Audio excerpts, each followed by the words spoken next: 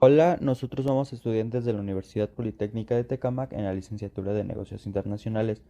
Esta presentación está a cargo de Paola Yoshimi Martínez Olvera, de Shamet Martínez Espinosa y su servidor Johan Yael Linares Maldonado. El tema que veremos a continuación es el Tratado de Libre Comercio entre México y Uruguay. Fecha en la que se firma.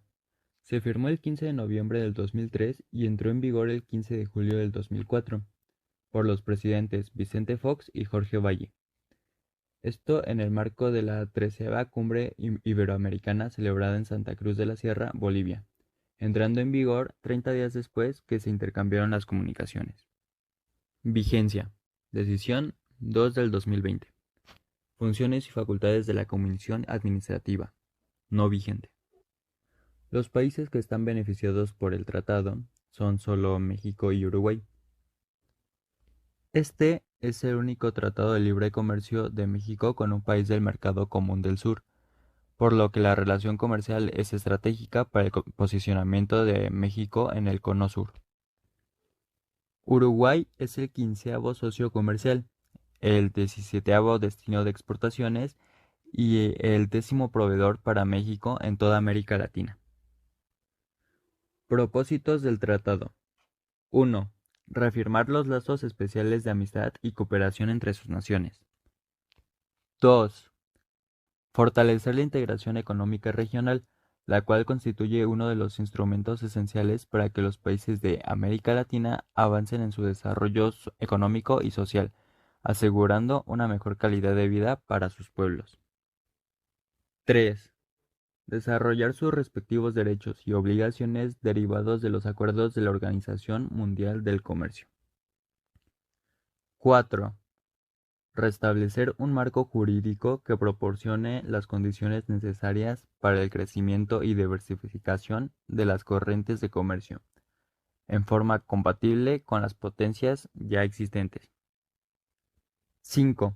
Ofrecer a los agentes económicos reglas claras y previsibles para el desarrollo de comercio y la inversión, a fin de proporcionar su activa participación en las relaciones económicas y comerciales entre los dos países. 6. Crear un mercado más extenso y seguro para todos los bienes y servicios producidos en sus territorios. 7. Alentar la innovación y la creatividad para así fomentar el comercio de bienes y servicios que estén protegidos por derechos de propiedad intelectual. 8. Asegurar un marco comercial previsible para la planeación de las actividades productivas y de inversión. Para establecer condiciones comerciales preferenciales como la reducción o eliminación de aranceles y barreras comerciales, buscando facilitar el intercambio de bienes y servicios.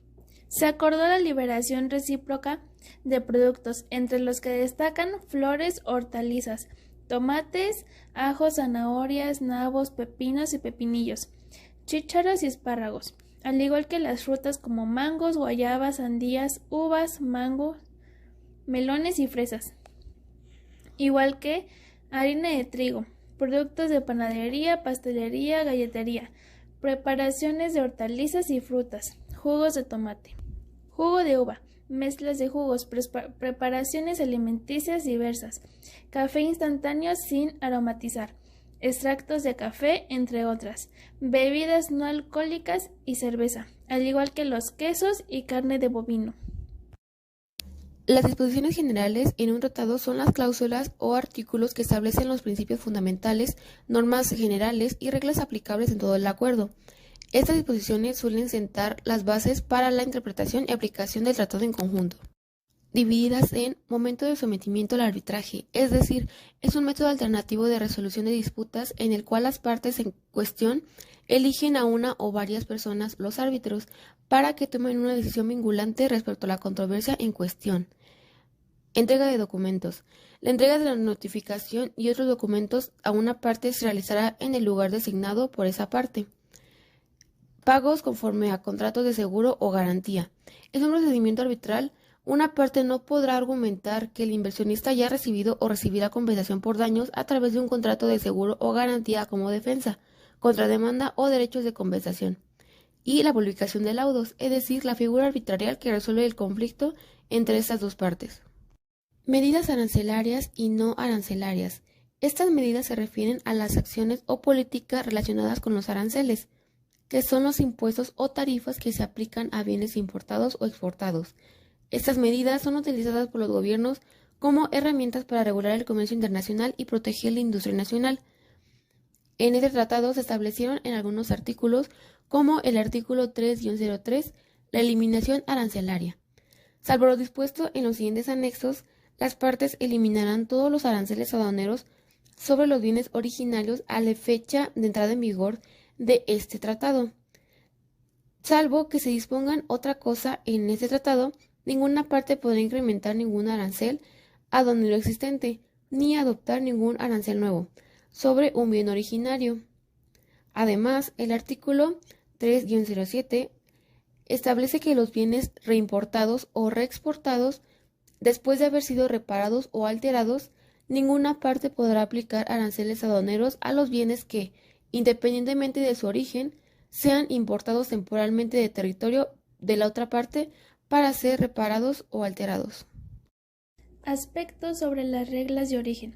Las reglas de origen del Tratado de Libre Comercio entre México y Uruguay son los criterios que se utilizan para determinar si un producto es originario de uno de los dos países y por lo tanto elegible para los beneficios del acuerdo, como la reducción o eliminación de aranceles. Las reglas del origen del Tratado de Libre Comercio entre México y Uruguay se basan en un listado de reglas específicas para todo el universo de productos. En el anexo 4.3, estas reglas se clasifican en tres tipos. Reglas de origen por transformación. Estas reglas establecen que un producto es originario de uno de los dos países si se transforma de manera significativa en el territorio de este país, como por ejemplo, un automóvil es originario de México si se ensambla en México a partir de piezas originarias de México o de Uruguay. Reglas de origen por valor agregado. Estas reglas establecen que un producto es originario de uno de los dos países si el valor agregado de los materiales originarios de ese país representa al menos un cierto porcentaje del valor total del producto. Por ejemplo, un vestido es originario de Uruguay si el valor agregado de los materiales originarios de Uruguay representa al menos el 50% del valor total del vestido. Reglas de origen por clasificación arancelaria. Estas reglas establecen que un producto es originario de uno de los dos países si su clasificación arancelaria está incluida en una lista específica, como por ejemplo, un lápiz es originario de México, si su clasificación arancelaria está incluida en la lista de lápices originarios de México. Además de las reglas específicas, las reglas de origen del Tratado de Libre Comercio entre México y Uruguay también incluyen las siguientes disposiciones.